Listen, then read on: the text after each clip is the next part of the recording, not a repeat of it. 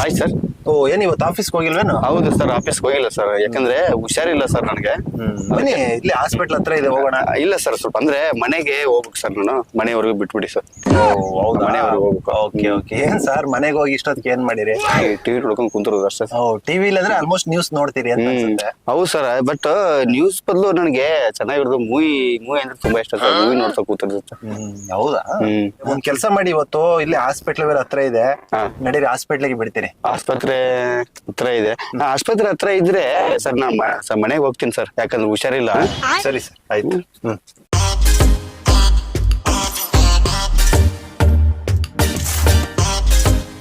Sir ಏನಪ್ಪಾ ಅಂತಂದ್ರೆ ಇವಾಗ ಹುಷಾರ್ ಬೇರೆ ಇಲ್ಲ ಅಂತ ಇದ್ದೀರಾ, ಹೌದು ಸರ್. ಹಾಸ್ಪಿಟ್ಲಿಗೆ ನಡೀರಿ. ಹಾಸ್ಪಿಟ್ಲಿಗೆ ಫಸ್ಟ್ ಬಿಟ್ಬಿಟ್ಟು ಅಲ್ಲಿ ಹಾಸ್ಪಿಟ್ಲ್ ತೋರ್ಸ್ಕೊಂಡು ಆಮೇಲೆ ಮನೆ ಹತ್ರ ಬಿಟ್ಕೊಡ್ತೇನೆ.